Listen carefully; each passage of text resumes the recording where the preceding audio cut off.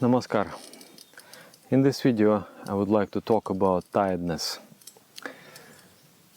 I would myself like to be a divine person, which means for me to never get tired and to never despair and to always be extremely positive. I want to move in that direction, to work on myself in such a way that I will slowly become that. I will slowly blossom into such entity. This is my aspiration in life. And luckily, I do have people as example in my life, at whom, they're almost there in that state of demi-godliness. Like I have one friend. He's my good friend, and I really adore him. He's extremely positive, always positive. I've never seen him being negative. Even sometimes he has to solve so many problems of some other people, and sometimes he really experiences extreme inner turmoil because of all those problems put onto him. But he will never stay in that state for a long duration of time. He will meditate, he will cook some food, eat, sing some spiritual songs, and then finally he digested. He would digest all those troubles and then again become extremely positive. So a few examples like that, and I'm observing and I'm making my conclusions. I come slowly to understanding why it is like that. Just recently we had spent time with my friend. Time is to sleep 12:30 in the night, and he's sitting doing meditation. You know, deep dhyan, the higher stage of meditation. He's doing there, and then okay. And then I go to sleep, and I wake up 4:30, and he's doing deep dhyan. I'm wondering, did he actually sleep? What did he do? How is it? And I am, of course, for me, 4 hours, no way, it's not enough. I need to sleep like 6 hours to get satisfied. But for him it seems okay. And the whole day he's able to give lectures, conduct meetings, solve problems, do so many things, as if there is a nuclear power station within. Then I was asking him, how is your life? What is your story? He said, you know, I was born in a family of sadhakas. My parents were doing meditation, my grandparents were doing meditation. And I was doing meditation from the age of 5. So mother would call me, hey, come, sit, meditate. And there is no choice. It is not that I want, that I don't want. I must sit and meditate. So whatever I could, I did from 5 years. And then when he became 18 years old, he became a sannyasi, adopted a monastic way of life. And then mother before controlled him and not allowed any bad things to enter his life. And then after that guru controlled him. And then he moved. He was not allowed to explore all the negativities of the universe. He was only, he was directed on the positive path. So when I look at him, I really adore. Even the eyes. When you look in the eyes, I'm just wondering, how is it possible? The eyes, they made of water actually.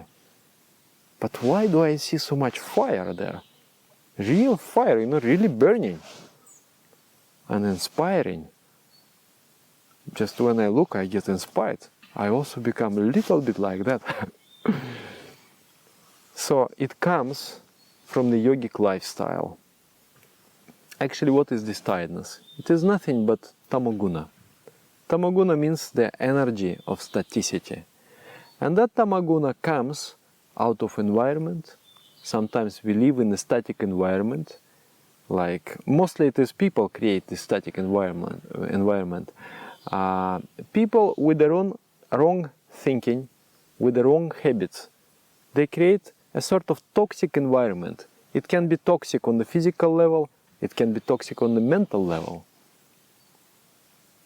Toxic emotions, anger, hatred, lust, attachment, greed, pride, and so on. These kinds of emotions, they create toxicity in the mind. And then naturally we absorb all those energies from the external environment and we do become tired. So we must know how to overcome that energy. One way is on the physical level.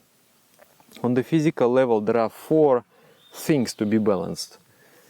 Food, purification of the body. There are 4 processes. We have to eat, then we have to purify. You eat, then you go to toilet. It's a part of your purification. Not only that, we need also to fast twice a month. And then all the toxins you clean out of your body. Then there is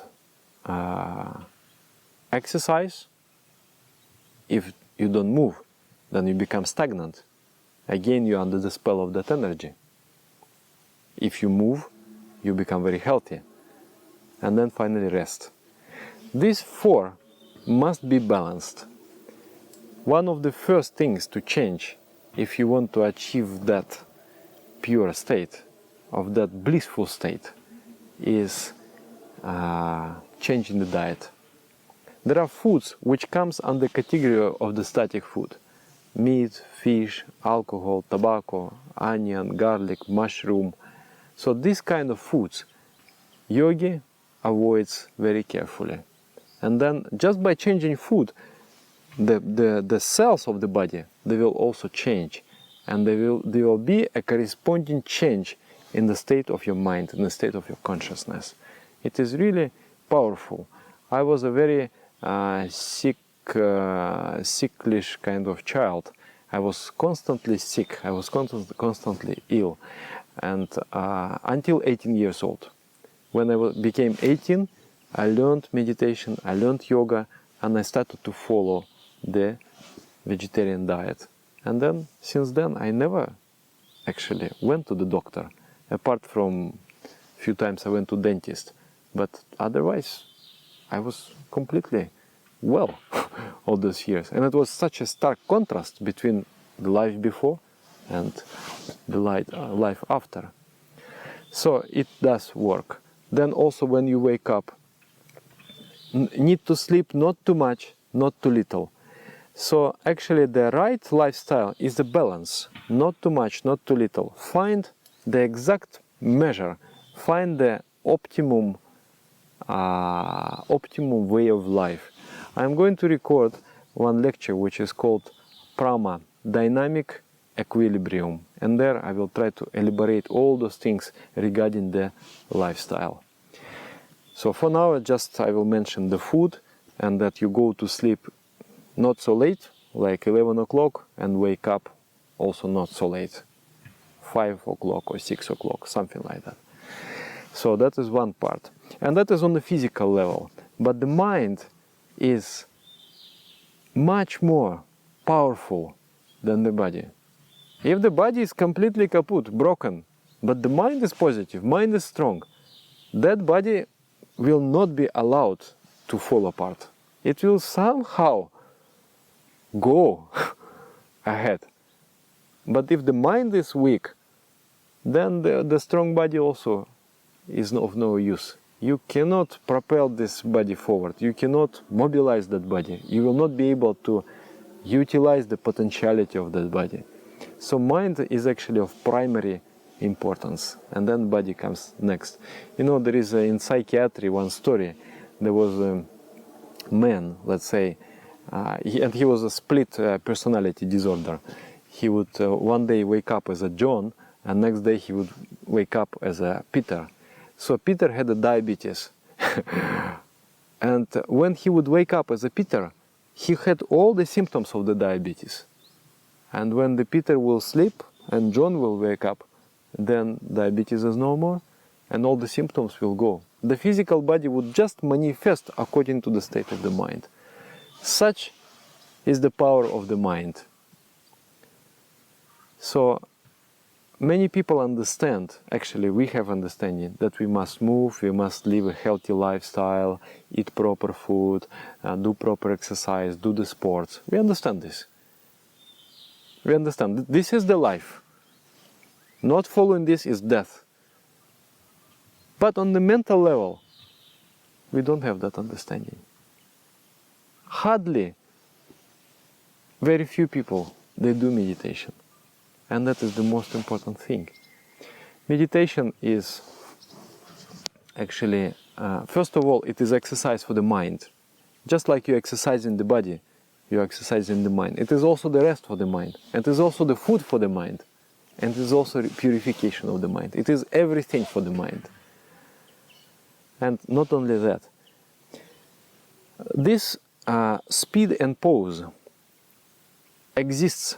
Tiredness means pause. Exists on the physical level and mental level. Because these levels, they are vibrational. Everything is vibration. This is vibration. Is the electrons, the atoms, the photons. It is nothing but waves. And wave is going up, and then it is going down, and it is going up, and it is going down. There is a speed and pause. You go up, you accelerate, and then here you start to decelerate. You go down, and then you reach the state of zero, the pause. And then again you start to accelerate. So this we cannot change. This is the natural law. So we must rest. But we can prolong this higher extreme point, the point of maximum efficiency, of maximum speed, and shorten this lower extreme point, the point of stagnancy, of staticity. And not by forcing ourselves, but slowly by changing our energies. So this is the vibrational world, physical world and psychic world.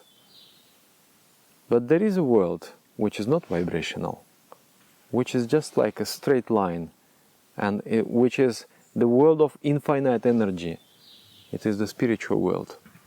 It's like a storehouse of energy, power station. And if your mind touches that power station, there will be jerk of electricity, and you will feel immediately physically charged and mentally charged. And that charge, actually in my experience, we do meditation every day, twice a day. Even if you start to do like 5 minutes, 2 times a day, you will feel difference. You will feel change happening to you. But this change happens millimeter by millimeter, slowly, slowly. So it comes unknowingly. You don't see, because you are changing bit by bit. You don't see that change. But sometimes you are able to really sit, take firm resolution that I'm now not joking. I'm going to do meditation. I'm going to do very good meditation, very deep meditation. Then you sit, and you sit, and you sit 20 minutes, 30 minutes, 40 minutes, 1 hour. And then you come closer and closer to the spiritual realm, and then you touch it, and then you get inspired. That energy penetrates your mind, that energy penetrates your body, and then you just feel overwhelmed with that. When you open your eyes, sometimes it happens to me, I meditate and then I become a little bit more serious about meditation, and then it just comes. And then I cannot even hold that energy within. I must express it, and then I laugh, and then if I talk to somebody, there is an atmosphere of joy is created, and it is a beautiful feeling. Everyone in the environment becomes happy, including me. Everyone, there is this joy, and that energy, in my experience, it can nourish you for an entire week. Even once a week you do, very good meditation, the entire week you are just energized and you are very positive and you are very, there is the speed in your movement. And there will be inspirations, and you will feel that there are no actually obstacles that can hamper your development. You can overcome every kind of obstacle. And sometimes the heaviness of the mind comes. There are, we can talk like 10 hours about it. Why this happened? Why this happens? Why this heaviness comes? It is not possible always to do good meditation. But you do some meditation, and then little by little you change and change and change, and slowly you throw out that tamasic energy out of your body and mind, and slowly you become happier, lighter, you feel more joy. So meditation is extremely important thing. I recommend you to go through the course on meditationsteps.org. Do the 5 months course. Even you do 5 minutes twice a day meditation, but regularly, you will see a huge difference, and it will change your life forever. And if you do meditation, then of course you do it more. And then another thing is also spiritual connection. When you feel that I am moving by myself, I am drawing energy out of my own ego, out of my own smallness. I am small, so my energy is also a little. Then you get very fast tired. But if you are able to become a tool, an instrument for the infinite consciousness, for the infinite energy, then your energy never disappears. It is always there. I was just recently, I was in a tour, and it was very hard tour for me. I had to, I would come back home 12 o'clock in the night, and then next morning I have to go already 6 o'clock for the collective meditation. And that means 1 hour to go and half an hour take bath. So 4:30 I have to wake up, and for me it is not normal to sleep only 4 hours. And it was very tight, so it was very hard.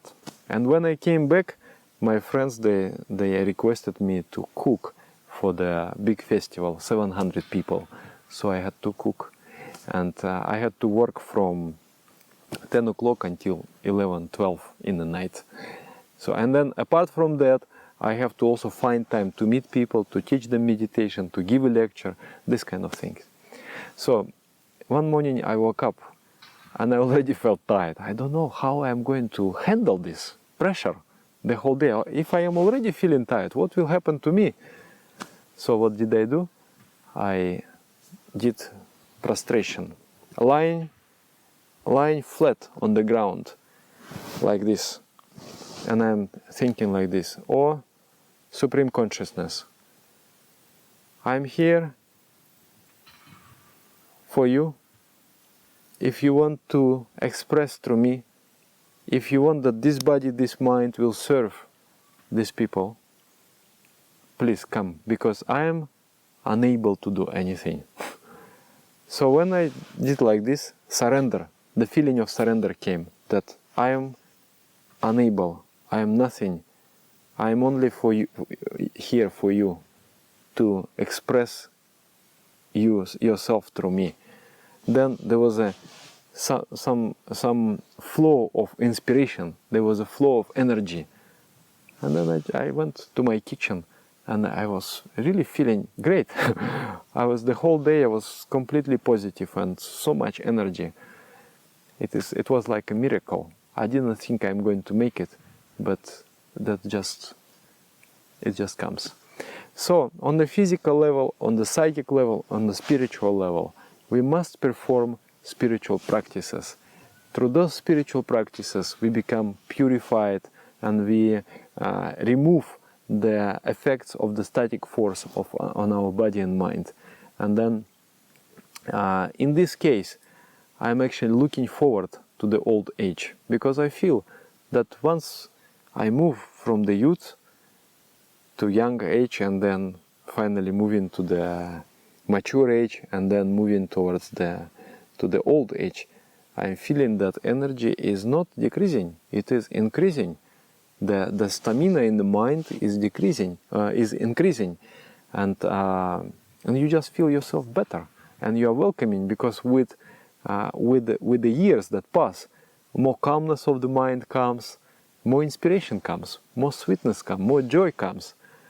So yogic life is a beautiful thing. It's not just like the celebrities. They really, some of them, they worried that old age comes, because all what they have is the body. And this is what the main treasure, and the body is getting old. But if you invest into the spiritual sphere, then the body is nothing. Your treasure is consciousness, is the beautiful unfolding mind, and you move towards that state of absolute perfection. Move with joy. You welcome old age. You love to become old. You love to be there. So I would like to inspire you again to start doing meditation. Even today, if it is first time you are hearing about it, or not first time, but you didn't do, you sit and do. Try to do regularly. And there is the website meditationsteps.org. It is being developed right now, and go through the course and become a yogi, become a meditator. Thank you very much. Namaskar.